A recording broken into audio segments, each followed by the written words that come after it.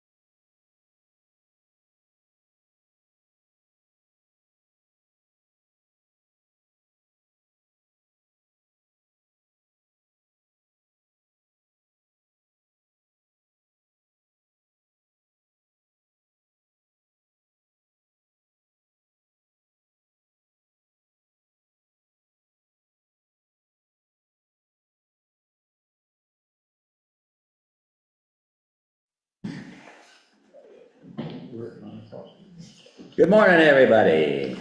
I'm Bill Kanda, Custer County Board Chairman of the Board of County Commissioners. Today is Wednesday, September 24th, 2025, 9 a.m. We'll commence this meeting. Please quiet your phones if you've got them, put them on silent. And join me in the pledge. Flag's in the back of the room. Yeah, we're in the rear. I pledge allegiance to the flag of the United States of America and to the republic for which it stands, one nation under God, indivisible, with liberty and justice for all. Amen. Please join me for the invocation.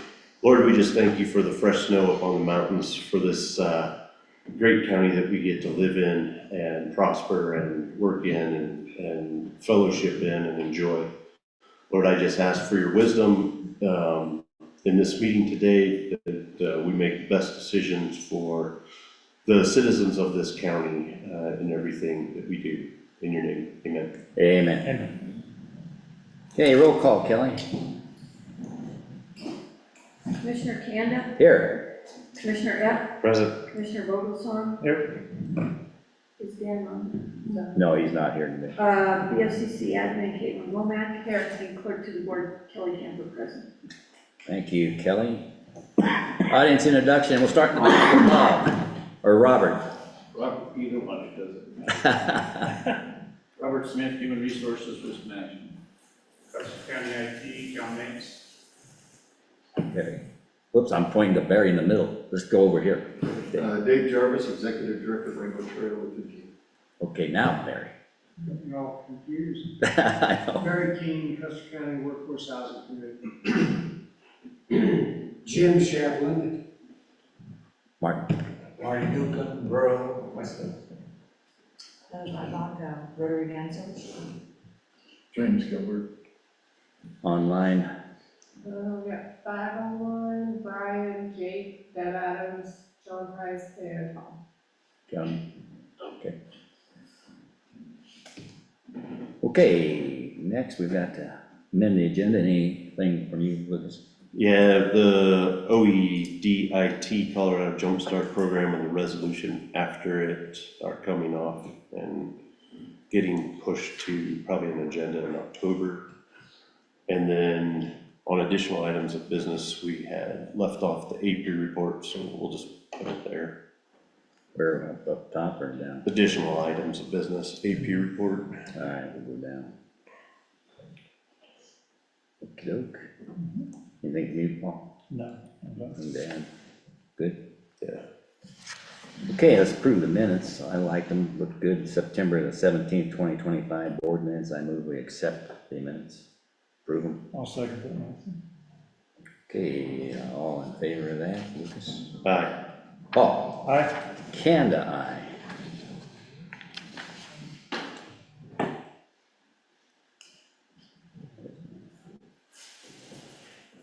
Okay, commissioner items.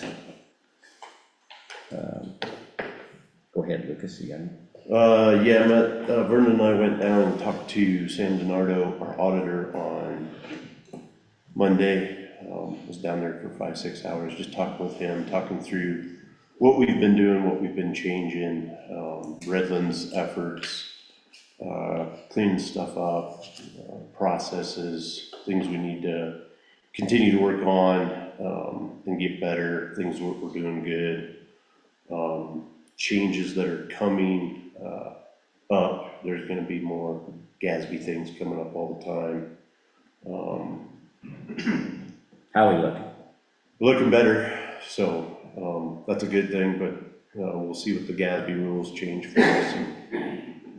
There was maybe, I don't know, back in 2010, there was maybe 50, 60 GASB rules, and now we're at 100, so definitely have added work to anybody's finance department. Good thing is we're filing our audits, and we're getting our audits done on time, so. Get them on time, and I understand Fremont isn't. We're in a race. Yeah, Good. yeah. That's what I heard. Anything, Paul? No, just a few meetings attended, and just getting ready, had a couple talking about getting ready for winter, so it's coming, as you can see the mountains this morning, so just be ready for winter. Surprise snow, surprise rain. It's even rained down in Trinidad. Anything else? Just that the temperature's dropping, and if you haven't protected water source, please do so. You'll like that in the future when it gets really cold, so plan ahead. I always put it off until the snow's flying Yeah, don't wait till it and breaks. regret it. Yeah, that was pretty much most of the conversations this week, was getting ready for winter. So we've had, from my point of view, some good things happen. The budget hearings are going well. I like the report on the audits that we're gonna go through today. I'm looking forward to it. One of the first times I've actually looked forward to an audit, and excited to see it. The hearings are going well. We just went through half the directors and leaders of the people that are putting together the spreadsheet with Vernon Roth, our budget director. We got half to go yet, and then we will be pulling together the final budget hearing with everybody. Meeting to be determined yet, the date. I think we got it up. We had it on the calendar. Yeah. Not yet. The 30th, is it not? Yeah, so Tuesday we'll have another one. Yeah. That's our next, to look at the rest of the. Yep. So, okay, and I want to remind everybody, slow down. And it's hard to do when you're going 45. You think, well, I'm gonna get, maybe if I go 50, I can stretch it. We put the limits down to 35 in all the work zones, and we're stationing deputies out there, and they are out there now. Whenever Vince goes out, and he's out on Great Creek, I don't know if he finished that last night or not, but to get the worst of the worst, and he's trying to hit all of them before winter. And if you don't slow down, you're gonna get a real ticket. And I would like to think it's just the out-of-towners that get tickets, because everybody knows better here, I know that. And so that's one thing I want to remind everybody of, because we keep having cars roll over for some reason. And then the other thing, and tearing up our roads, is let's see. Oh, to remind everybody, we're running short of water trucks. If there's not one thing, it's another. We lost a spring on one of them yesterday.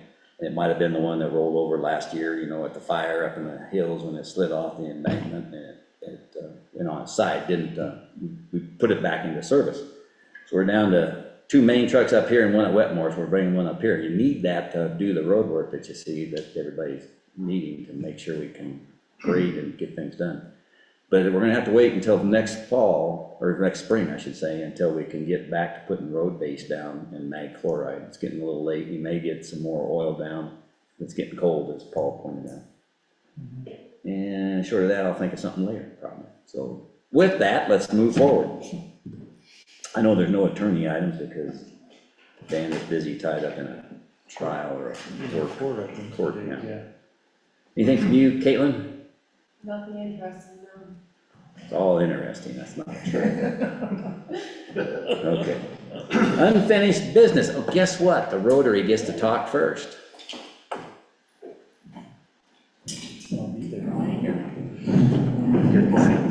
Good to see you again. Nice to see you guys again, thank you. What did you find? So, let's see, we started with Heart of the Rockies. Speak up, let's turn her on. On? Just for some, pull it closer to you. Okay. There, don't be afraid. Sorry. We started with Heart of the Rockies to check on availability of a vehicle to purchase. They're wheelchair accessible.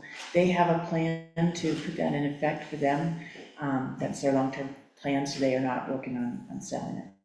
We contacted UCOG to see if they could, they were gonna contact CDOT to see if there's any surplus vehicles that they could make available for purchase for us. And they haven't gotten back with us, so we don't know the status of that. So at this point, any requests for funding for purchase of a vehicle, we don't have a request for that because we don't have any. Don't know what it's gonna be yet. Right, don't know what it's gonna be yet. So we'll see you in unfinished business again, is that what you're saying? Yes, in the future. And then we'll meet with Lucas about the board that you're on regarding the transportation, which is in 2027. So at this point, we may not have a wheelchair accessible vehicle for 2026. That might be just where we're at with that. The other thing was a request for funding to help with our operating expenses for 2026. And our expenses for insurance are $13,700 a year at this point. 13,700 and I think 33. So we're requesting, anticipating that might go up $15,000 for next year from you guys to help cover the insurance for our program. Okay, good. Well, we'll have something to think about. Okay, I think I have an idea I'll talk about in a minute. okay. And then that's all. Okay. Right? Yeah, all right, thank you. Thank you. Good, thanks. Okay, next out of the chute is the Southern Colorado Economic Development District, SCED, dues increased. So that's tabled because they upped it. They wanted us to consider paying 0.03 times the amount, 0.03 to the original amount. And what I'm thinking, I said I'd go back and talk to Fremont County. Did. They're not doing it. Others aren't. And so I recommend that we don't do this. I would move that we don't participate. And I would take the money that we got and consider putting it toward the Rotary Bank. Okay. And that would help them better than it would service we've been getting. That's my view. We can talk about the actual motion if you want, but that was a thought I had. No, I think listening to that meeting, and they finally did their first audit, so they didn't even know they had to do an audit. Was concerning, and I don't, know if they'll even go back and do any of the years, but when we lost Tracy, the main person that really helped us out, that employee, due to budget cutbacks, we lost our main, and it's just whoever pays the most is gonna get the best benefit out of that program, out of that, and that's just the way those programs work, so. I don't think we get. And I haven't seen much him of our do money. anything that I can point to, and that neither could Dwayne, and I know Shady, the other county none of them had the same opinion. Paul? I kind of agree with Lucas on that, is that we use it more efficiently elsewhere. Okay, and that would allow us at some point, if you want to have her come back later, $1,500 would be freed up, and that might be the best use of that. Okay, Okay, so I move that we withdraw from Southern Colorado Economic Development District and not pay the fees. I will second that motion. Okay, any discussion? All in favor, therefore I'll call for the vote. Lucas? Aye. All of us on aye? Kanda, aye. Okay. Now, we get to save the AP till last, so that's good news for you guys that are sitting here, you don't have to listen to all. So let's move forward with the land transfer update from Rainbow Trail Lutheran Camp. Come on, Dave. One question, Bill. Yeah, go ahead. Sorry, you said you were gonna talk about in a minute about road and van service. Well, I meant that we can, under additional items of business, we could entertain it there. Okay. Thank you. Welcome. Thank you. See you, Dave. Thanks for being here. We were wondering what you all were doing on the camp since we last talked. Get to know now. It's been a journey together, hasn't it? I was looking back at our notes and, well, first of all, thanks for the opportunity to be with you today and share an update with you. But also, I went back and looked, it was 2021, June of 21, that you provided a letter for us of support for this exchange that we are doing with the Forest Service. So it's a. Why don't you just make a quick statement? What we did then was change the land, but So bring everybody up to speed. The process right now is that we're in the middle, at that time we had the proposal for the land exchange. Your letter of support has moved us into the process. And so we've been in that since that time. Where we are now, we completed appraisals on both pieces of property. One's on top of Lookout Mountain. Right. And then Or Long Mountain. where we sit off of 198. And then out of that, at that time, we thought we were gonna end up with 100, right at 100 acres. But there's an equalization of value that has to happen between the property that we have and the property that we would acquire. And that is settled out at 94.3 acres now, just for equal value. Forest Service went out and set the monuments on the corners for the proposed property at this time, just to get that done. And then we just completed the baseline document that basically documents exactly what our site is like right now. That's a key piece of the conservation easement. We are stepping into a conservation easement with the land to protect Forest Service, but also our neighbors to the north. It will create Are you on the borderline, aren't you? Yeah, we actually crossed a little bit into Fremont. Is it gonna jag up to include that piece of property in Custer County now? Or just leaving it in Fremont County? Well, the north border is all Fremont, I know. but the rest of it would be Custer. I was just thinking you could put a jag in there, are they gonna collect taxes on that little jag? I don't think so. I don't think so. With that baseline document in place, that was critical for the conservation easement that happened. So we are 99%. I'm waiting to get the final version back from, we're working with Palmer Land Conservancy out of Colorado Springs for that, for that conservation easement, but that, we should be done with that. That and the baseline will go to the Forest Service for their final review. And then public comment will probably start in mid-November. So we wanted you guys just to be aware of that, so that you may get some questions pointed your direction. But that probably won't start till mid-November as well. We've also completed a new site master plan for our site. Where our buildings will all be in Custer. And that's what I was mentioning earlier. We'd like to start sitting down and just talking through what the future as we move into being county, rather than just being on Forest Service land, and what that means for, what are some of the steps we could start doing even before the exchange finally is You completed. have all the buildings defined in the zoning office, they understand what you got? Those are the steps that I don't think we've done that yet, and that's I want to get kind of the laundry list of what we can start doing. Some of my board members have said, let's do the footwork earlier so it'll make it an easy transition. And your septic system was an issue that. Yeah, we have a self-contained aeration system, so yeah. So I think one of the points to emphasize is that there's been some thoughts out there that we're getting bigger and we're going to become this big YMCA of the Rockies down here, and the reality is we're not going to get any bigger than we are right now. The intent is to be able to do what we do better, not bigger. Thanksgiving turkeys. And Thanksgiving is still on the table. That's one of our favorite things that we get to do out there. A lot of people look forward to. Yeah. So, like I said, public comment probably coming in mid-November. We anticipate the exchange being completed sometime in 26.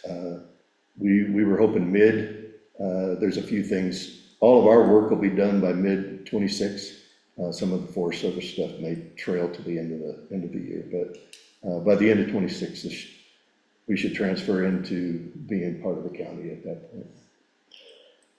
Destiny had hoped to be here today, but she had some other meetings, but she said to let you know if you have any questions related from the Forest Service side of this exchange, to reach out to her. But she's in full support. We were both at Fremont yesterday, Fremont commissioners yesterday, and Did you win?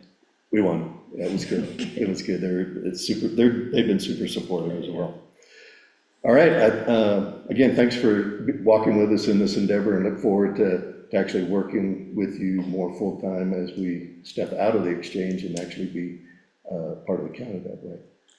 Any questions? And you think it's gonna be midsummer roughly? That's what we think.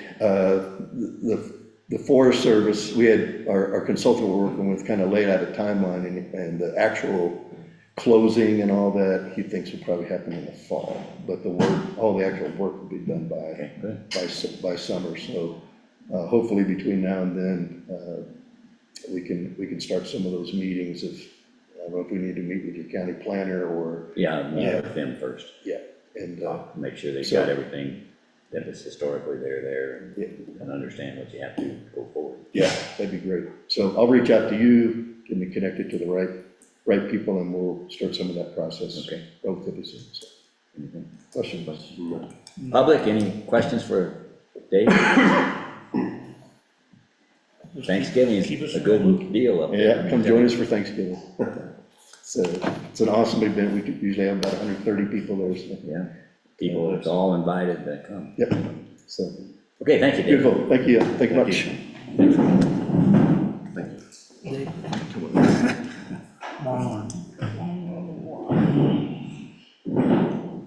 Okay, Vernon, you're up.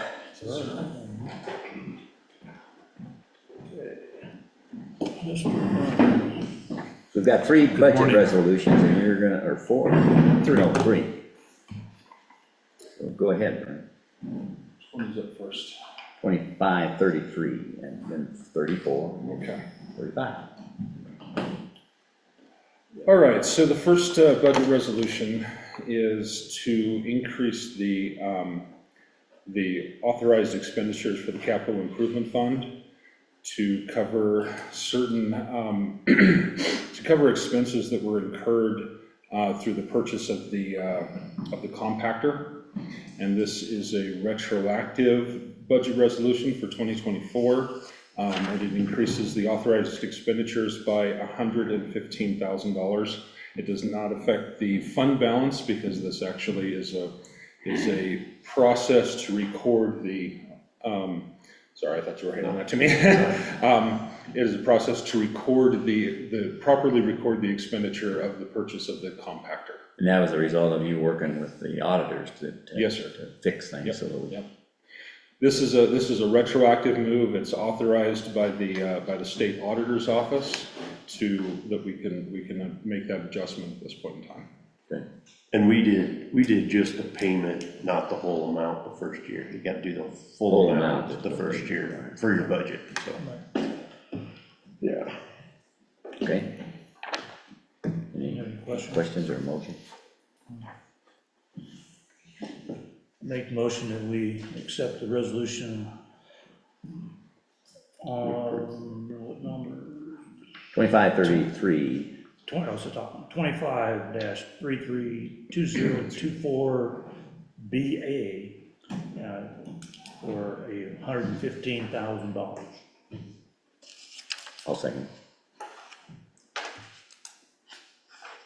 Okay, any other questions here? I don't have any other comments. Comments out here? Okay, I'll call for the vote. All in favor, say aye. Luke? Aye. Paul? What was on that? Kanda, aye. Okay, what are you fixing next? One, No. okay. What's that? 42. Okay, So our next budget amendment is to increase the appropriations for the self-insurance fund. Toward the very end of 2024, we had a significant amount of deductibles that were charged to our insurance fund because of certain accidents that occurred towards the tail end of 24. Those were not recognized because the accidents and the expense was incurred in 24. We didn't pay them until 25, but retroactively, it's affecting the 2024 budget and audits. So once again, it is a correction to authorize those expenditures to the amount of $18,000. This one does hit the fund balance, that 18,000 is but it is expenses that have already been paid. that have been paid. Okay, I'll make a motion to approve resolution number 25-34, 2024 budget amendment for the Ford Fund. I'll okay, second that motion. okay, any questions? Any questions out here? I have a question. You got one, go ahead. I just noticed the change in the resolution numbers on the three budget resolutions. We've never added those. It's always just been 25-33, 25-34. So You'll is need that to do. something new or? I put in those numbers for reference. We just need the 25-33, 25-34, 25-36. Okay. What else would you, is that okay? From what we've done in the past? Yeah, that's the way I'll index them, the whole thing, Okay, instead of just 25-33. So that just might Okay. throws things.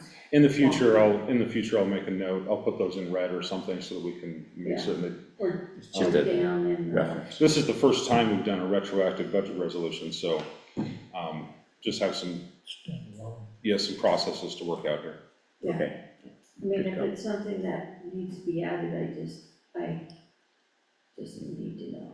I don't envision that. I think that in the future, we'll just keep it with the numbering system. Okay. anything online? Okay, I'll call for the vote on the resolution 2534. All in favor of approving that? Say aye, Paul. Aye. Lucas? Aye. Kanda, aye. Adopting that resolution, worded.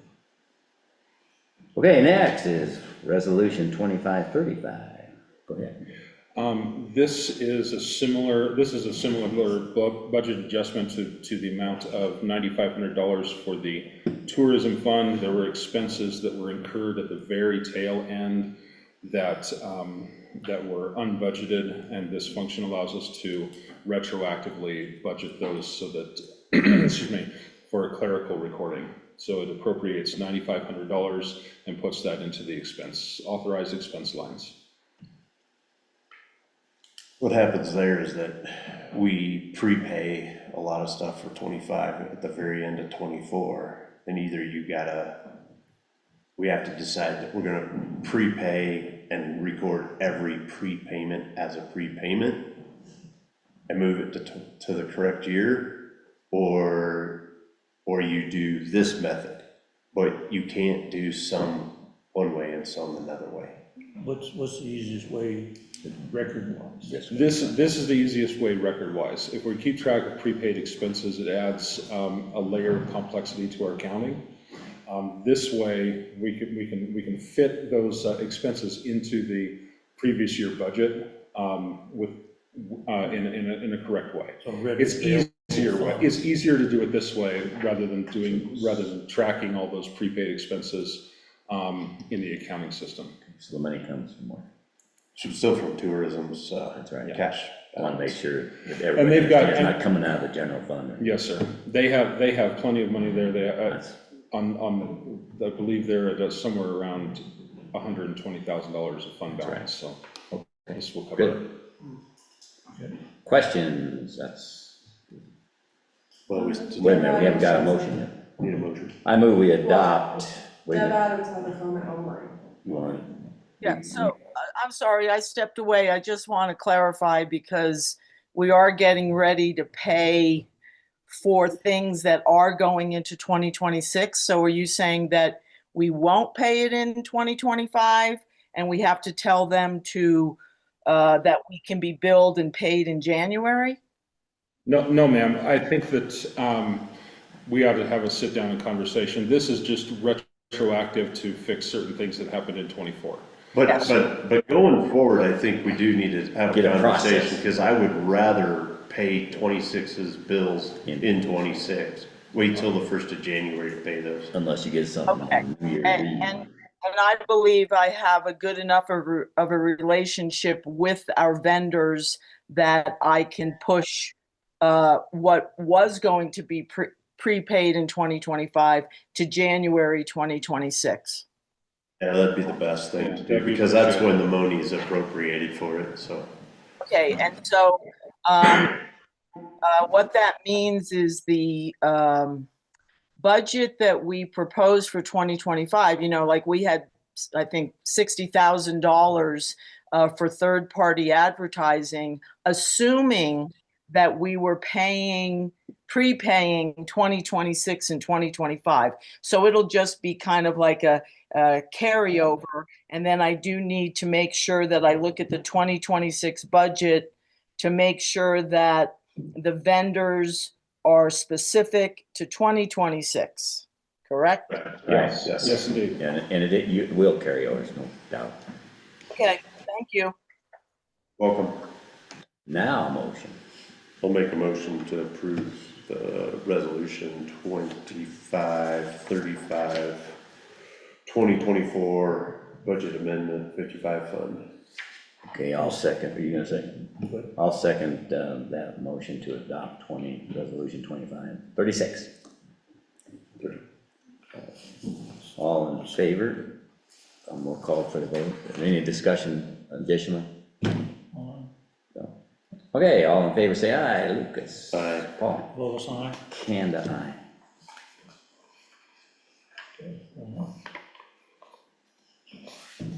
I'm sorry, that was 2535. Okay, next is a resolution to 2536 signatory authority. That's not me. Thank you very much. You're welcome. Whoever's up next. You're off the hot seat. Who's that? I have no idea. So, 2536 is a signatory authority and delegation of signatory authority. It's for DOLA grants that the Workforce Housing Committee is going after, and that's right around $60-some thousand for to get the property out there, those 12 lots shovel ready. So we just needed a resolution to put my name as the signatory on that, so. Okay. I move that we adopt resolution 2536, this time it's real. Signatory authority and delegation of authority to Lucas F. to sign the documents that are necessary for the housing, what do we call Workforce them? housing, Workforce housing. DOLA grant, Yeah, so this is for DOLA DOLA. Okay. A second? I'll second that motion. Okay, any discussion on that? Barry. Just comment, thank you on that, and that's really the last technical piece that we need to have to be able to submit this grant application. There are two, and I have two bios that still have to go in that I'm waiting on for the architect and engineering people. But there's two other items. One is, Keelan, I'm not sure if there's three items that in the checklist say they are required but have been waived, but they want to see a document put into, uploaded in the application that simply says, on our letterhead, simply says not required. I think it's the three at the bottom, I can point them out to you. That we need to upload those. That'll take care of that. And the other thing is, they would really like to have a copy of the 2024 audit. We've got they want 2 years. We've got 22 and 23 in there now. And I explained to them that you were just getting to a workshop point today, and I'm working through a waiver with them so they'll let us get away with not having the 24 audit. But the question is, how soon might that audit be available to upload to DOLA? We'll have the draft today and finalized copies sometime first week in October.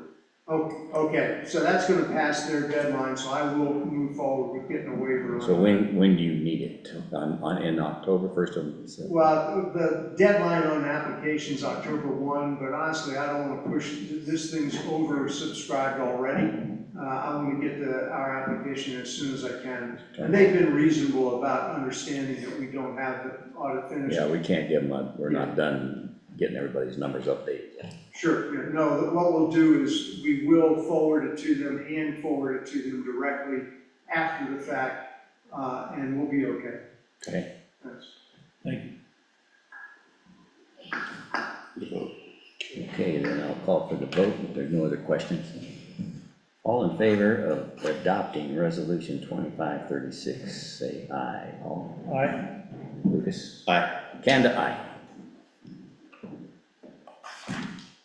Okay, next two are done. So it's the Humane Society of Fremont County Incorporated impound agreement.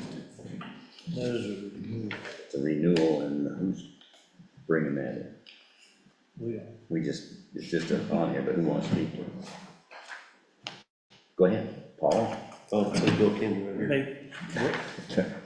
I'll make a motion that we accept For me the to sign. renewal for the Humane Society of Fremont County to be renewed until, I believe it was December, I've seen it, December 31st of 2026. Just read the bottom part that states what it is. Clear the back.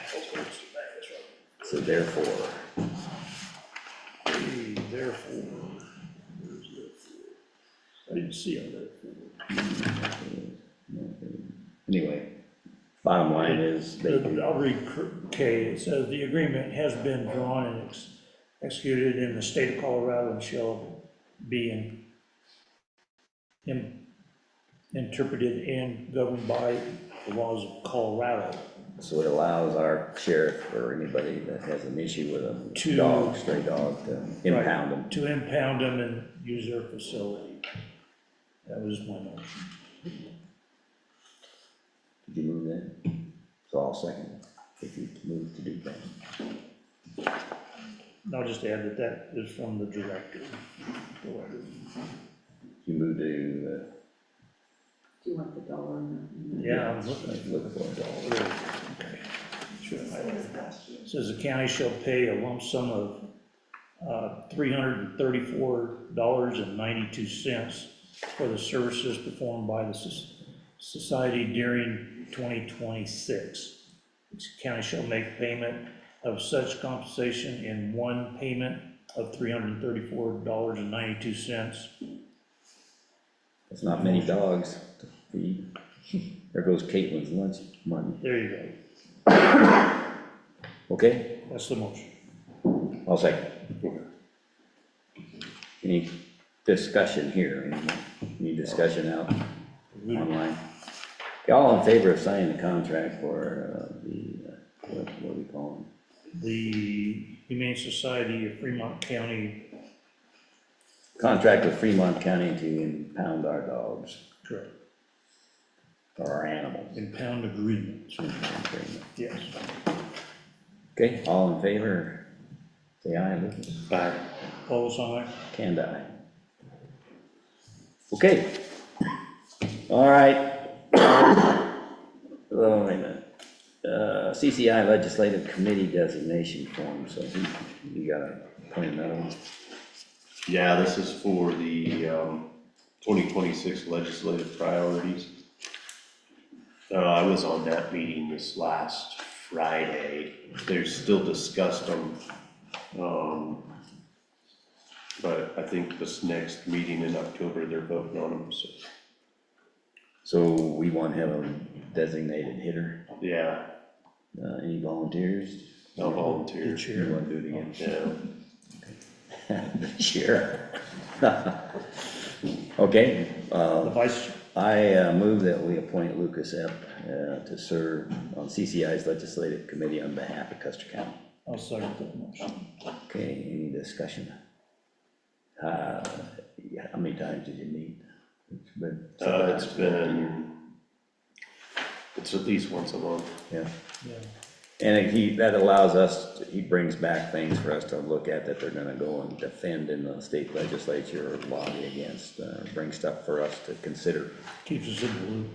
I think most of them, I think what'll end up happening is they're gonna be 5, instead of the typical 8. They usually do 8, but they just don't know what's gonna come out of legislature next week, or next year. They don't know what the polis is gonna do, being a lame duck. Yeah. Governor, a lot of times, they just make a lot of things, they bring a lot of things that they're just trying to, going out of office, or we're gonna get passed, right? So they wanna stay open to what things, but they talked very heavily the last couple times is, we don't wanna make any more laws that cost our counties money, because our counties don't have money. So, I think most of their legislative priorities that they're gonna fight for on their side of it is things that don't cost us more money. Or we're just gonna keep ignoring them by statute. Yeah, or they're gonna take things that have already been allocated by and go, we have to enforce these things. You said you were gonna give legislature, you said you were gonna give money to roads. We need this amendment even more to keep that money there on our roads. One of them is all the roads leading into parks, leading into these state parks. Access. We have to maintain those roads from our county property up to the trailhead, and we're given. Some of them are 6 miles long with nobody living on them. Right, and their fire access also, so another reason why we do. Okay, We need an alternate as well. I'll be the alternate.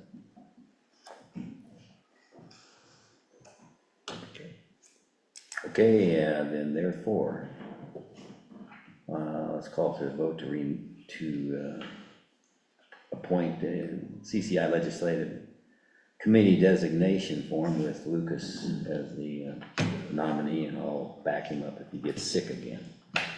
You know, yeah, not allowed. Any kind of discussion more? Yeah, Jim? I have a question. Every time this legislative committee comes up, you're always talking about fighting against legislation. Is there any legislation you guys fight for? Yeah, and they bring legislation to the floor there. So these will be the priority bills that that are either against something that's going on that they don't like, or something that, hey, we need this because we think this will help out the majority of the people in our counties. And in fact, Tim, they have a district meeting, all districts meet once a year with CCI to look at legislation that's being proposed. They bring a whole list of things that they see that are gonna be coming up and give their opinion, and then we sit in a room with all the counties and we discuss together. We look at the pros and cons of it and what the majority are thinking about and that kind of thing, and CCI takes that and then helps champion what all the counties together are thinking. Yeah, I'm just commenting. I always hear what you're not championing. Yeah. Well, usually that's because that's the big impact is trying to cough up the dollars on some of these things that we can't do. That's why we sort of sounds negative all the time. Okay. Need a motion? Any, Oh, you did. I think we have a We motion. have a motion, we have not seconded it, right? Yeah. You second. Okay, I thought I did, but I'll check. Kelly's your So we're leaving. conscience. Okay, all in favor of the motion is stated, the designations that we've appointed, say aye. Lucas? Aye. Vote aye. Kanda, aye. All right, this is what we've all been waiting for. The Robert Smith briefing on making everybody understand. This is from a transparency piece for the public to see Good luck, Bob. and understand a quick lesson. Bob's got a lot of history, over 40 years of experience in this world of HRing, or 30 years or 20. It's still more than what we've got. And he's gonna talk about insurance in layman's terms. I'll do my best. So to recap how we got here and what we're doing. Currently, the county is part of CTSI, County Technical Services, for workers' compensation insurance, medical, dental, vision, and life insurances for the employees. It's renewal time, and we, as a county, we knew that renewal time was coming up. Some time ago, the board directed me to go to put all of those services out to bid, to look at, to make sure the county was getting the best bang for the buck for the citizens and the employees. So that was done. Out of that, you selected Acrisure to be our broker to do that work for us, and Brian Hillier and his group. So Brian is online to be available and to answer questions and clarify what I make muddy. So first up on the agenda is the workers' comp. The carrier that we selected brought a renewal quote. We went to bid, took Pinnacle's renewal out and got a bid from Pinnacle for our workers' compensation insurance. Pinnacle is probably the largest carrier in the state for workers' comp insurance. And talking with JD yesterday, he seems to remember that at one point in the past, Custer County did have Pinnacle. Now that may be true, I don't know. At the point at which before we joined CTSI. So I throw that out. We had, you as a group had a work session with the Pinnacle online and went through their proposal and their services and how they do their job.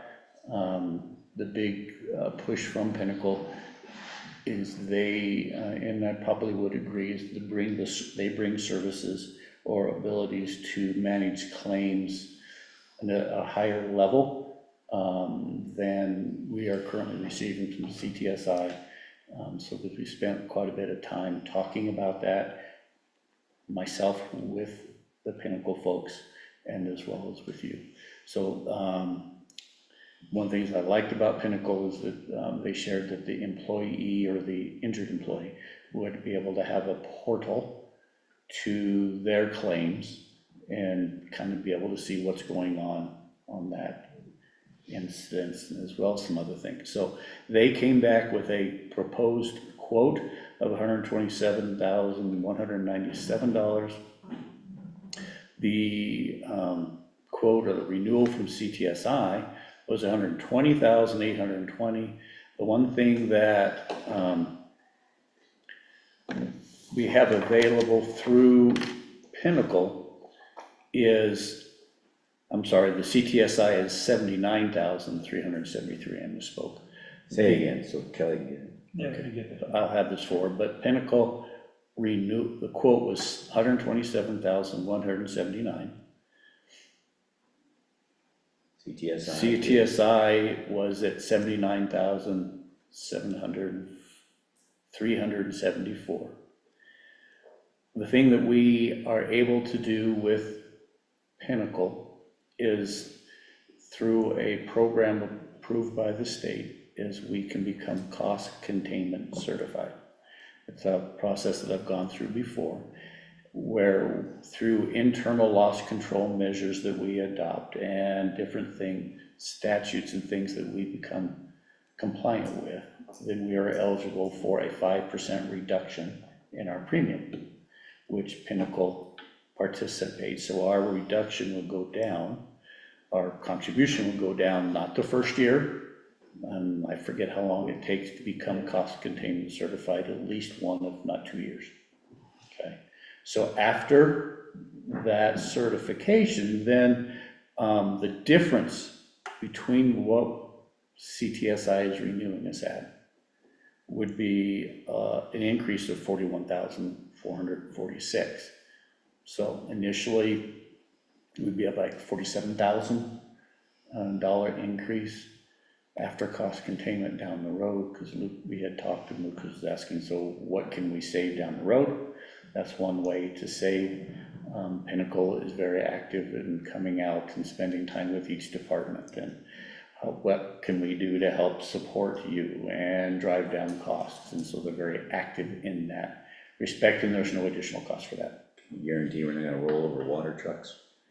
I wish I could, and that would actually, well, that would help on the injured employee side, but also on our property side,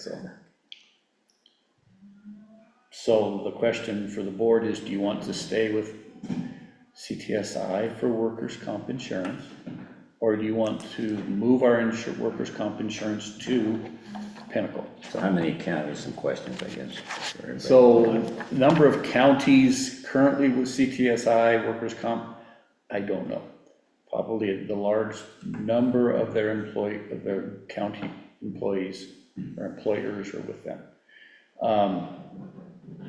And that's a number I just don't I think know. that was because it's easy just to tag it on to CTSI. Right.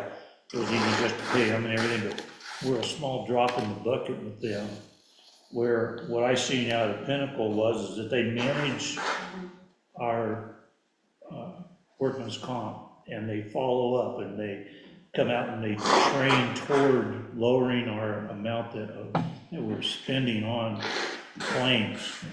And it's the service, the follow-up, and the training, and that's it was the biggest difference between the two. So that's roughly a 40K employee coming out and training and helping us. And what they do is they look at the claims and they train toward reducing how those claims were actually submitted. Everything. So that's what I got out of the training, out of the meeting we had. Right. Okay, any other services that we Well, get out of CTSI we wouldn't get out of Pinnacle? Well, one thing that, in the service line that I took out of there, I'm pretty familiar with insurance, is that they looked at the follow-up to where if you have someone that is injured, they're drawing workman's comp, and they keep missing their doctor's appointments and everything, we were not getting that information, and it could drag out longer on their benefit, where they manage that. They actually monitor their doctor's appointments, make sure they make their appointments and everything, or reschedule them sooner than not just showing up and waiting for them to get notified. So CTSI does send letters to the employee Yeah. about that. My experience with Pinnacle is they're a little bit more hands-on with the managing of the claim. It's probably the biggest way to say that. Any comments?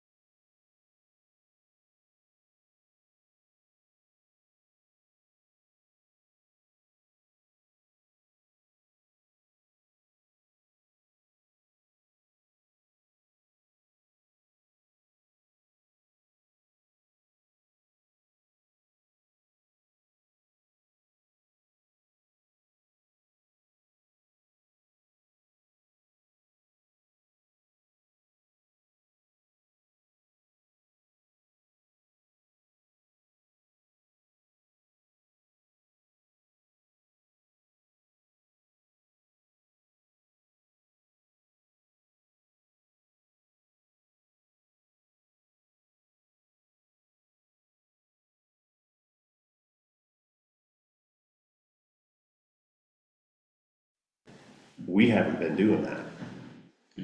Now, we're not the only ones that are included in this. Our sheriff's department has to saddle up and say, hey, we're willing to ride this pony with you guys and help us out. But we're all as employees gonna have to work on mitigating our risks a lot better than what we have, because we just know that our rates are gonna continue to skyrocket. Okay, well, I got one statement to chime in. I don't want anybody to think that our road and bridge or the sheriff's office or other don't have safety briefings in the mornings and do the right thing to make people aware of what it takes to stay safe and meet the laws. Also, you looked at several other companies, and that's how we ended up with Pinnacle. You did We had a good look at what provided the others most that benefit for the we cost. visited with, yes. So the whole point of this with workers' comp, and we'll talk a little more on the medical side, is to set up a process by which we can begin to drive down, push down, or work on getting the costs down. Pinnacle has been very vocal about wanting to come out and spend time with each department. What do you need from us to help you be safer? How that type of a culture within Pinnacle is the long-term approach that I want to begin to get all of our insurances moving toward, so we begin to take control of those costs. Well, I see a benefit from the point of view, it's the lessons learned. They see a lot of accidents, municipalities, whatever, simple things like tripping on a road, coming in a door on a snow day or something, and they have other ways to make us aware of things, and we may not have the best process that we're doing to make it safer, and that can help as well. That might be as easy Or as wearing cleats on the sheriff, boots and everything, when they get out of their vehicle to go up, walk up to a vehicle that they just pulled over. It's hard to adjust what type of surface you're walking on. I've been in the oil field, and we wear cleats all the time. That might be that easy to keep from getting another workers' comp claim. All right. That's it on workers' comp. And so to help with this matter and workers' comp, do we need to listen to both these pitches before we vote on any of it? I put together, either way you want to do it. To help with, because it's complicated, I wrote Is there some synergy with having the two the same or not? Let's keep them separated. Yeah. Let's keep. So I have for you proposed motion language to help. Its second page is for workers' comp.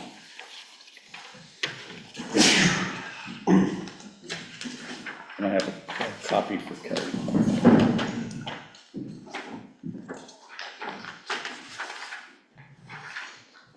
The first page just deals with the medical, dental, vision, life stuff. The second page is workers' comp.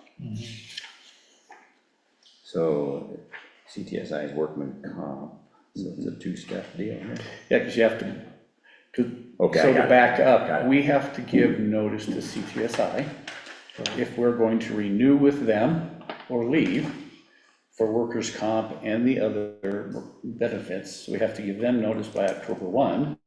To do that, I need a motion from you to leave, and then another one to motion to move to accept Pinnacle's quote for workers' compensation insurance, both effective January 1 and or December 31st. Okay, so I'll make a motion first. I will move that we terminate our CTSI County Workman's Comp insurance effective December 31st, 2025, and I make that motion based on the best value and the best for our citizens or our employees to help make them safer than what we've got right now. I think it's a better deal by and large. I'll second that motion. Okay, any discussion? No. None more here. Questions? No. Okay, Jim? Well, I'm a little confused. You've got almost $50,000 increase in what you want to pay to a new company. And you started out saying that it's most important for the benefits for the employees. So what increased benefits for the employees do you get for that $50,000? Okay, that's a good question. So what CTSI, Pinnacle does, that CTSI is not currently doing, is coming out on site as often or as much as we want, go to each department, road and bridge, sheriff, it doesn't matter, and do on-site evaluations with that department. What do you need from us to help you reduce your injuries to your employees? What can we do for the county to help you work with your employees overall to keep them safe, thereby reducing their injury? They have the ability to help us, what's called, become cost containment certified, which is a program approved by the state of Colorado, where we go through a process of policies, procedures, trainings, things of that nature, return to work programs, where once that certification is approved, we can take the total cost and it becomes 5% less. CTSI does not offer that. Though, I've never heard of CTSI offering it in my 20-some years. So down the road, the possibility of the claims going down is there as opposed to going up, because we are interjecting cost containment safety measures with the help of Pinnacle because of their resources and because of their size. Where the options for CTSI is that the claims would most likely will continue to go up without any ability for us to help reduce those. So long term, the cost goes down. Let me interject. Well, One second. One point that he made, I'll amplify it a little bit. They are willing not just to go to the departments, but they can have a yearly or monthly safety briefing here. But more importantly, they're a bigger outfit. CTSI was self-insured in 64 counties or 63 or whatever is in the pool right now. It's not that many. And so what he's saying is true. Every year, or without notice, we have an increase. There's never been a decrease, but because of the stuff they're paying out. Pinnacle can absorb more. We're a little county with a lot, even though we think 10 guys getting hurt here is a big significant part of our workforce. It's not so big in the big picture of the pool that they're dealing with. So from that point of view, even if we don't drive our things down immediately, we benefit from not being, probably not, I hope, from what I've read about and what they've done in the past, they pretty much absorb a lot before they have to up it because of whatever reason, economic. But go ahead. Yeah, it's just, go ahead. Well, what I was gonna say is that entire discussion you just gave doesn't really have anything to do with the employee who got hurt. It does. Reduces people getting hurt. But they're here to I'm help. talking about the person that got hurt and his workman's comp benefit. What is the difference Okay. for those between the two Okay, companies? specifically on there, he mentioned a couple things, but go ahead and bring them up. So, complaints I have received from employees is that, I don't want to disparage, but I had an employee come in with a concern about her claim and how it was paid, how it was administered, what was getting paid, all those reasonable questions, right? And so I don't authorize payment because we're not allowed to. So I said, let's call your CTSI adjuster. So we did. And before I made the call, this employee said, when I call and talk to my adjuster, she's rude, she's terse, just not, it's a very elevated level of frustration that this adjuster displays. I said, okay. So when I called and I talked to the adjuster with the employee on my speakerphone, the employee asked reasonable questions. And I'm not going to get into the details of that discussion, it's not appropriate. But I heard the same level of tone from the adjuster that the employee described to me, which in my mind isn't appropriate. Bad bedside manner. It's just not appropriate. You represent us, but yet you treat the employee the way you do. And I've heard that multiple times. Just the other day, I had a former or current employee, volunteer reserve, come into my office, just bent out of shape, angry, frustrated. And it's her claim and injury is a complicated one. And I've been dealing with her and her attorney and the process for a long time. And so I tried to explain to her what was going on, and she has voiced similar comments about her interaction with CTSI and not getting resolution, not getting things moved forward. And I've had experiences with other claims where they claim would appear to be at a resolution, but yet isn't closed, and it's just hanging on and hanging on and hanging on.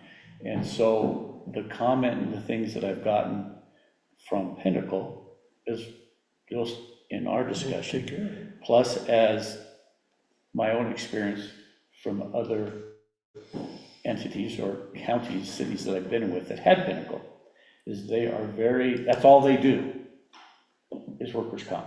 That's it. Is their willingness or desire to be on the front side, interact with the employee, be communicative. The employee has their own portal into Pinnacle to see what's going on with their claims, to where I can be involved and see what's going on with their claims. So the interaction that Pinnacle has as part of their culture with the employee is far better. Therefore, the employee frustrations go down, their comfort with their injury process goes up, their willingness to participate and make them a better, happier employee goes up. Therefore, the county gains. So all of that is a reason. Okay, so just for my own clarification, that sounds like what you're saying is from the aspect of an employee claim where they got hurt on the job, they need compensation for a hospital or whatever, through workman's comp. Those nuts and bolts things are probably basically the same. The difference is how they're handled by the company handling them. I believe so. That's a good way of saying it. It's not a nuts and bolts thing, it's a warm and fuzzy thing, and it's worth about $50,000 because one, we're gonna get safer, theoretically. Two, the claims are gonna be handled at least better for the morale of the employees. If I may. In a broad sense, yes. The Yeah. last person that he was talking about, I was in on that conversation. Well, I don't care about the specifics of that. All I'm worried about is that nobody's losing any nuts and bolts. No, The nuts and bolts are the same, but the difference The service. is all in the service, and that's a big chunk. That's half again as much, for a premium, just for service, so.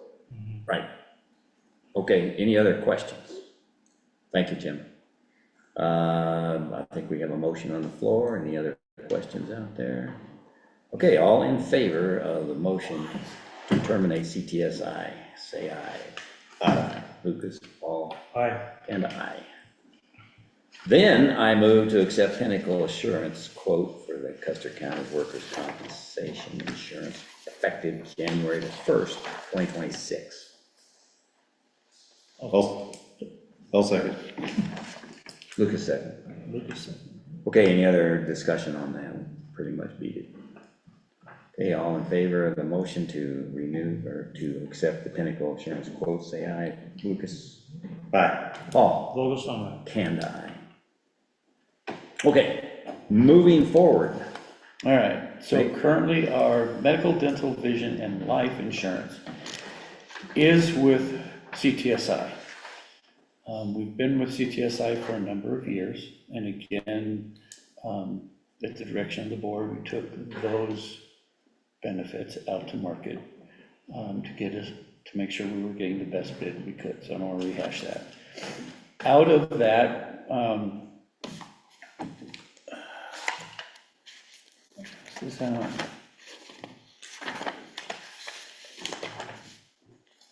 we've had a number of responses, and I'm going to apologize first. Can I borrow one of these? I only made 3, and I need one for me for a little bit. Go ahead. I'll share this with you. You got it. So, Nobody's talking. I asked Brian to get a broad scope of Brian Hillier with Acquisure, my apologies. He's online today. Hi, Brian. So we could get a broad scope of options from fully insured plans, partially self-funded plans, to take a comparison to. So out of that, we received a number of quotes on all of those funds. We also received quotes for dental insurance, vision insurance, life insurance.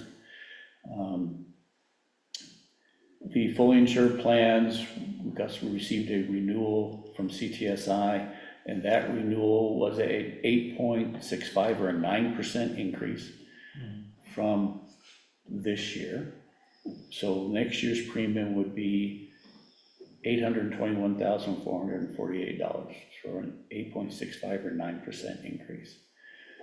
So the goal would be to at least be equal to that or less, or in my thinking, as I mentioned before, to begin to build in a process by which we can begin to take control of the costs, a long-term approach, and to have hands-on with how we want to do it. right now with CTSI, and I'll talk about what I wrote, but CTSI is a self-insured pool. So, how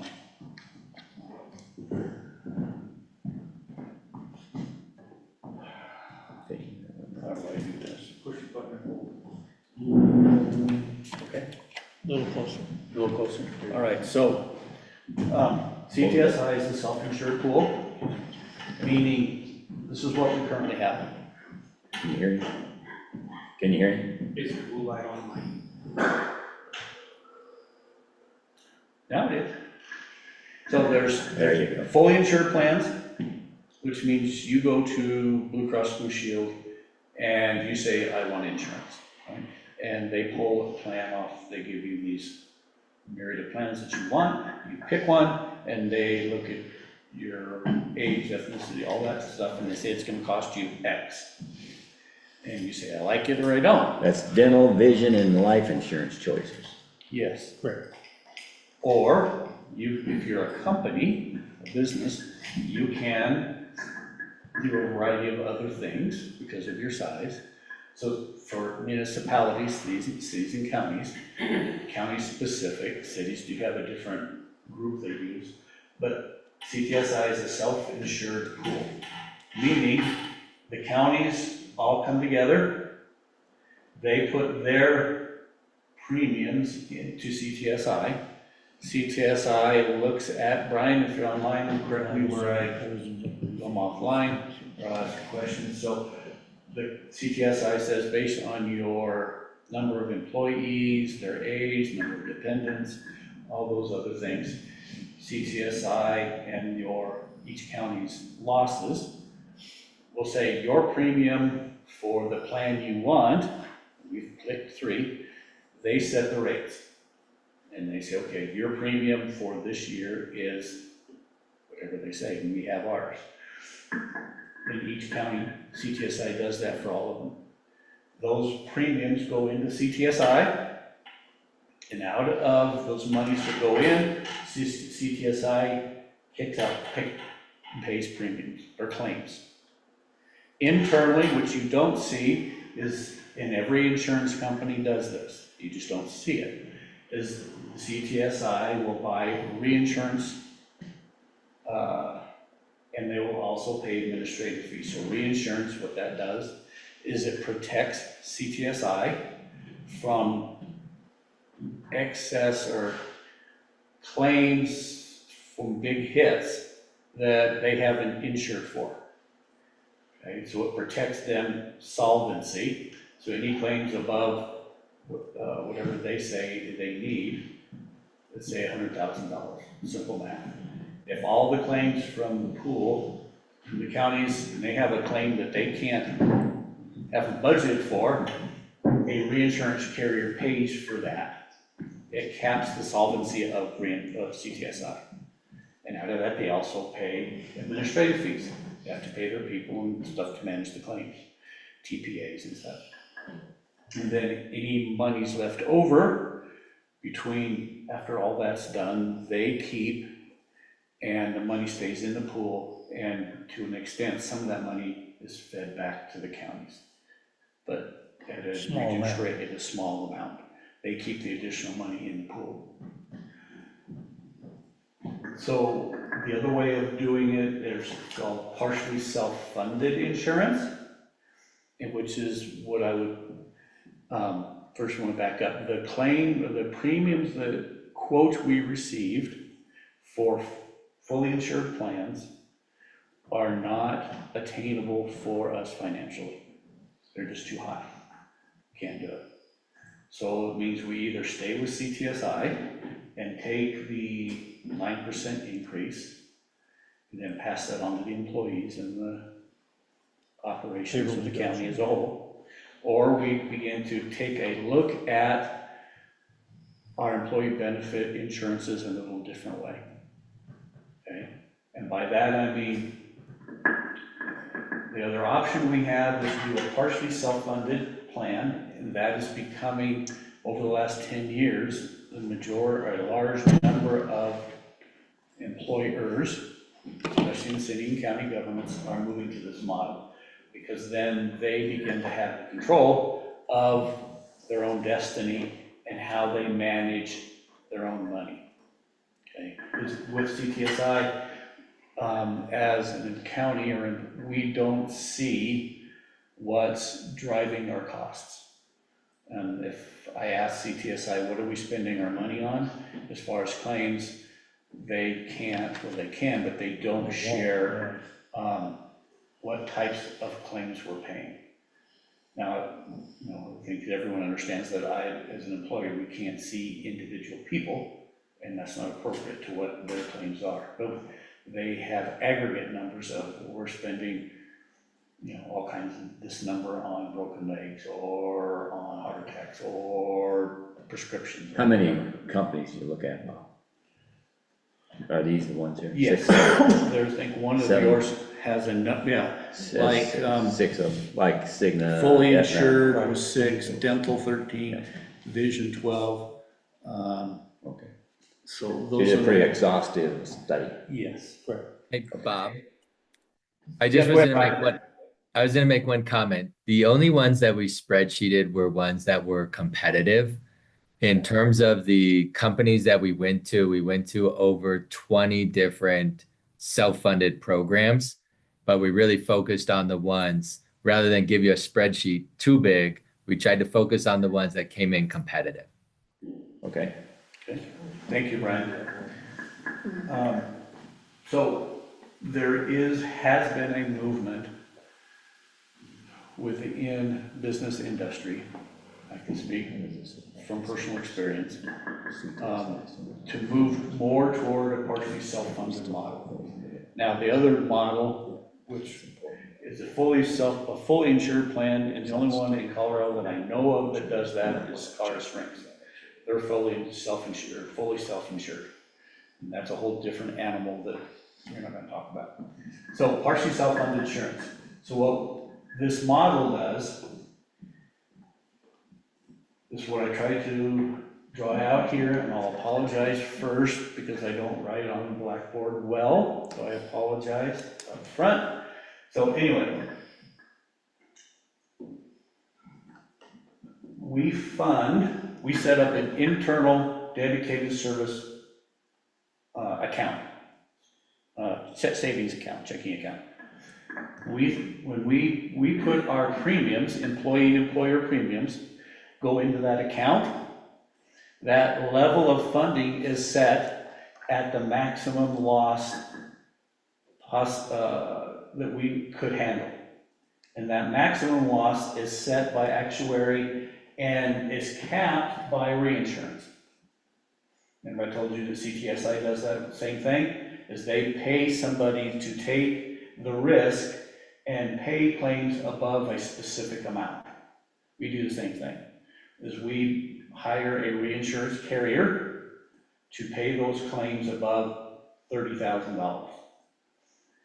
And then out of that, monies that go into the account, we pay a TPA, third-party administrator, to pay the claims and fixed costs. So what makes it work is we fund at the maximum loss and we pay actual.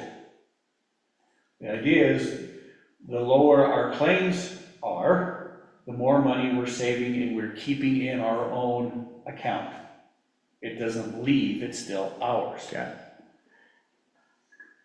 Out of the reinsurance, the captive resources is an additional level of reinsurance, as they have a pool of employers like us, and they pool their monies together to pay those reinsurance levels before they hit the reinsurance carrier, thereby our reinsurance premium is lower. And then any monies left over in the captive resources pool comes back to Custer County. So one, we're saving money by the excess coming back to the county, and then any monies not paid out of it's a restricted internal service fund. Out of that account, the monies on a monthly basis and over a year, stay in that account. Based on the numbers we've put together, if we fund that internal service fund at the max possible loss amount of $807,848, and only pay out what they call worst case scenario, it's actually the claims that we actually have. Okay? We stand to save $48,000 in a year. If our claims are what we call actual, what the insurance company calls expected, we could save as much as $149,455. So that money stays in that account. It's still Custer County's money in that account, and it stays in that account from year to year. It grows the interest just like any other account. The thing to remember with that internal service fund is it's dedicated only. You can't buy cars with it. You can't buy tractors with it. You Can you can't pay buy, workman's comp with it? No. you can't buy water trucks with it. You can't pay workers' comp with it.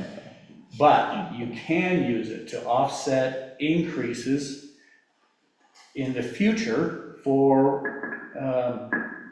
medical, dental, vision, and life. You can add benefits to the employees that they don't have now, short-term disability, long-term disability. You can lower the premiums that the employees pay. Therefore, their premiums go down. You can lower the county's portion of the premium. That way, that money goes down, and you have more money in general fund to use toward raises. You can do, which is things I've done when I've had this plan before, is you could use that money to have a wellness fair, provide shots or all kinds of things for the employees, as long as it's around the idea of health and taking care of the employee. Go ahead and ask a question now. Yeah, I don't have the benefit of seeing the spreadsheet, so this animal, this construct you're talking about here, that's, if I would understand it, and I probably don't, we're still working with a private insurer of some sort. Yes. Yes. Okay, so He's gonna cut to that chase in a second. That's just the structure that they offer now for a group-like account. Yes, I'm recommending that we use Aetna as the provider network. Currently, we are with Blue Cross Blue Shield. There's a 98% equality rate between the two. In other words, there's a 2% difference in carriers between Aetna and Blue Cross Blue Shield. So 2% of their total group aren't the same with Aetna. But the Aetna pool uses VSP, and that's what we have now. And we are recommending Blue Cross Blue Shield provided a quote for dental. So we would do dental based on their quote, so the employees don't lose any providers that they currently have. It would have the same. Then the plans were quoted exactly as the plans we have today. So the employees and the plan document and the coverages and all that other stuff, the co-pays, deductibles, and everything that the employees has now in their hands would be the same with Aetna. There's no difference. Bob, on that. Go ahead, Brian.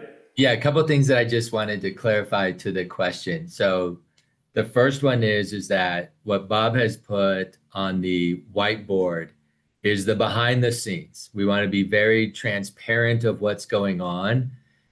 Being open, this is very similar to what CTSI is doing behind the scenes. They just don't show where the money's going. They don't show how much is going for reinsurance, how much is going towards admin fees, how much is left for claims. They just give you a rate that says, your rate's $900. They don't tell you how many claims you've had. They don't tell you how much fat they have built in. They don't tell you, and I'm not saying what they're doing is wrong. I'm just saying we are just showing what's happening behind the scenes. So just trying to be very transparent.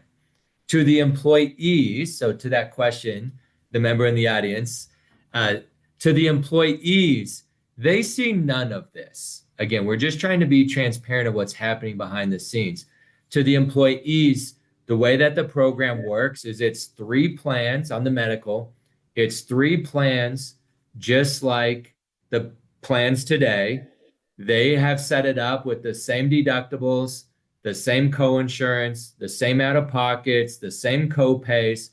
They have plugged those in for the different benefits. So, primary care, specialist, physical therapy, occupational health, whatever it may be. They've plugged in the same deductibles, co-insurance, and co-pays. We're just showing what's happening behind the scenes and that the county can keep the money instead of a trust. And then I do need to make one clarification. The dental plan that's being recommended is through Delta Dental. So it is a little bit different than what you have today because it's through Blue Cross. However, we are quoting Delta Dental has 2 networks. They have their standard network and then their expanded network. And we are quoting their expanded network. And so we are able to do a quick cross, and I'll pull that up really quick. We ran it for this for the same distance within your area, and Delta Dental has 83 dentists, and Anthem has 76. And I bring that up because the standard Delta Dental has 72, whereas Anthem had 76. And so the recommendation is to go with the expanded network, which is what we've quoted, because it has 83 versus 76. So we actually pick up a few dentists within that geographical area. Now, I know in Westcliff we don't have that many, but we ran it for a circle, a perimeter, to see where are members going, whether that be Salida, Canyon City, or maybe they even make it to the edge of the spring. So just 2 clarifications. Plan design will be very similar, deductibles, out of pockets. He did mention the network is Aetna. So the big 4 companies are Blue Cross, United, Cigna, Aetna. They're in no particular order. I was actually in Westcliff yesterday and did network analysis with Robert, and we looked up the local clinic in Salida and Heart of the Rockies, which happens to be a client of ours. We work with the hospital, we're their agent as well. But anyways, we went through and checked doctors, and then we did the same thing on the dental. I actually had several ladies come in and just go through to make sure that their dentist was in network. Again, 98% the same. Delta Dental, it's actually about 98% the same plus some additional. So we might lose one, pick up one, but we're going to pick up more. And all 3 of their dentists were in network, and they were different areas. One was Canyon City, one was Salida, and one was actually, I can't remember if it was the Springs or Pueblo, but we did go through checks and balances to make sure that this works. On the vision, it's the same network, it's VSP. So very similar medical from a plan design. Dental, we're going with Delta Dental Premier, which picks up additional locations or dentists, and then VSP is very similar.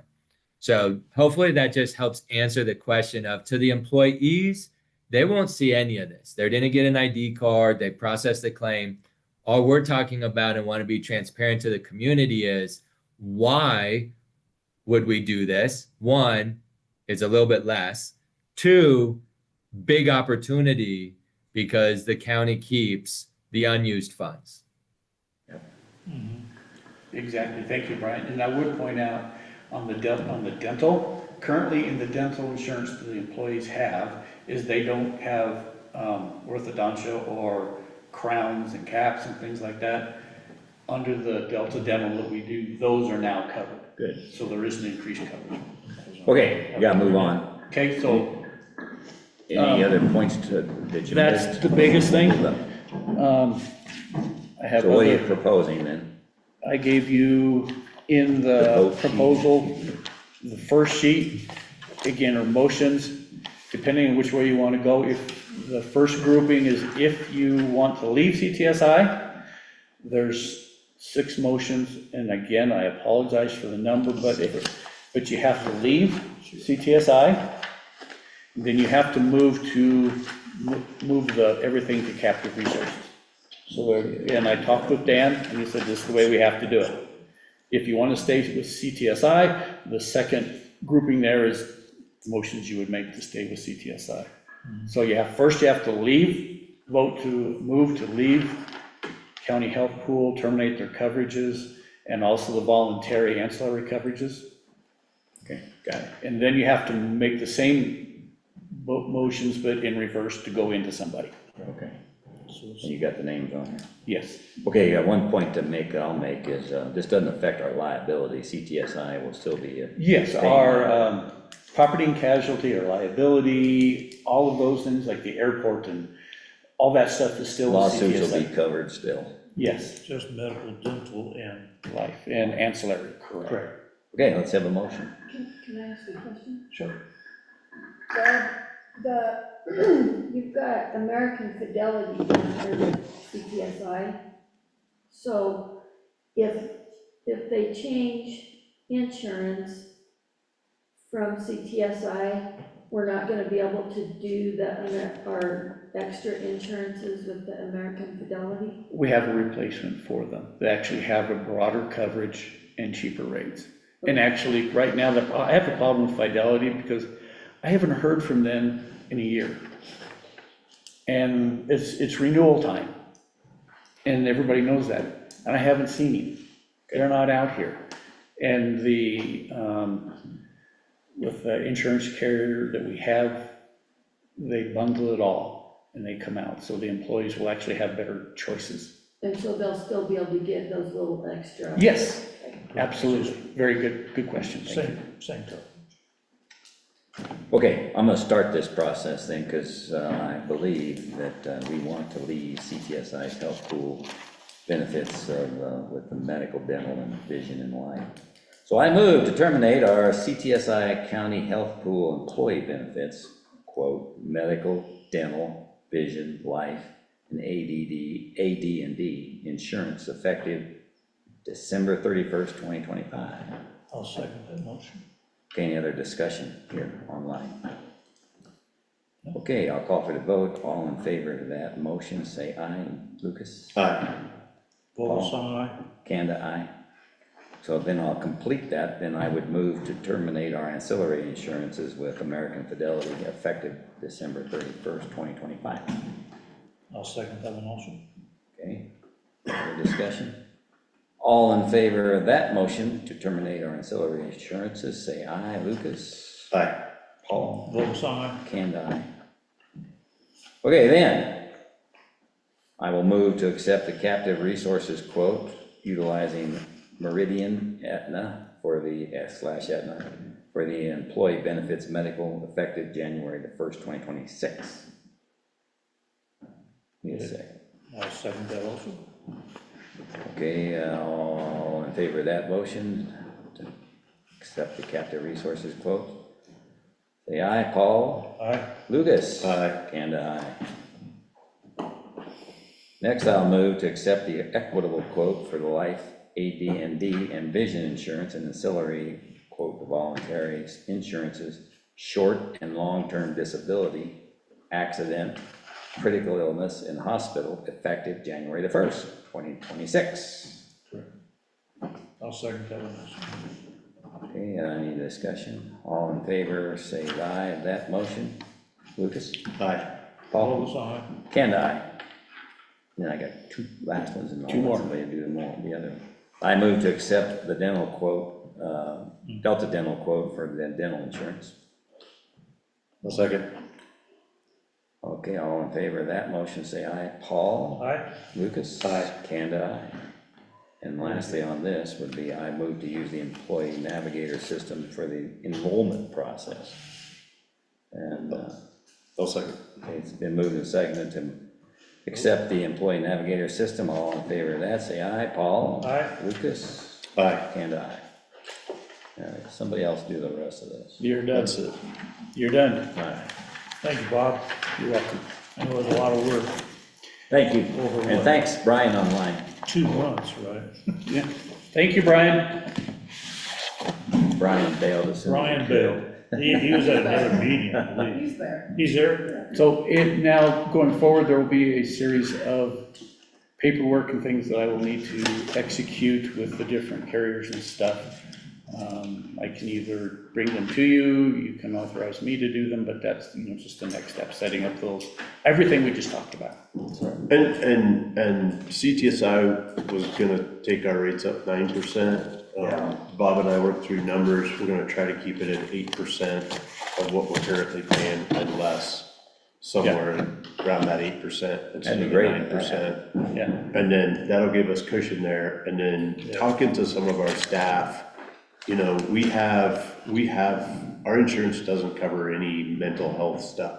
So hopefully in time, what this gives us with this pot of money is providing some of those services for our employees that we currently either don't or can't, or that we need to, so. By ourselves. Yeah. And I like the idea that since we don't know what we're doing with CTSI and what monies we did use or whatever out of our fund, that it's going to the big population areas and we get that back. Should be absorbed. So, One of the things I didn't talk about, which is huge in my Don't, mind, and don't.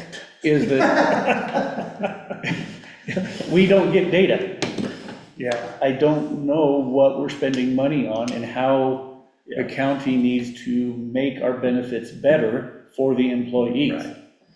And how to, yeah. if I can see it, I can control it, or I can make things better. And there is none coming out of CTSI, and so Right. this gives us control. Good job. Good job, man. Thank you. Thanks, Brian. Okay, we're getting toward the end of the meeting. Any additional items of business? AP report. Yeah, we got the AP report, and we could consider that rotary land. Yeah, so, intergovernmental revenue, I'll just go through those numbers above 5,000. Custer County Search and Rescue from the PILT Title III 2025 money in the amount of 12,000. Digicom Electronics for new radios, and it's mainly just the accessories for those radios since we got those for free from Department of Corrections. $8,784.37, that was for Road and Bridge. Road and Bridge fuel to McFarland Oil in the amount of almost $25,000.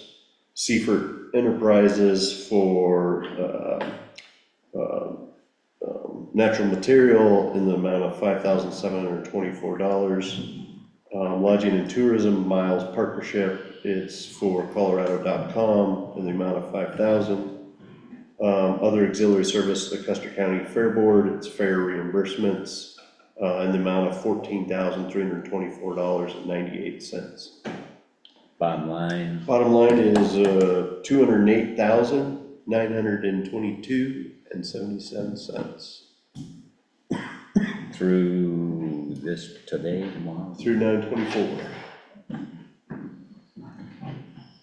Okay, got a motion? I make a motion that we accept the AP report with a total of $208,922.77. I'll second. Okay, any other discussion No. online? Okay, and hearing none, I'll call for that vote. All in favor of accepting the AP report for this period, say aye. Lucas? Aye. What was mine? And aye.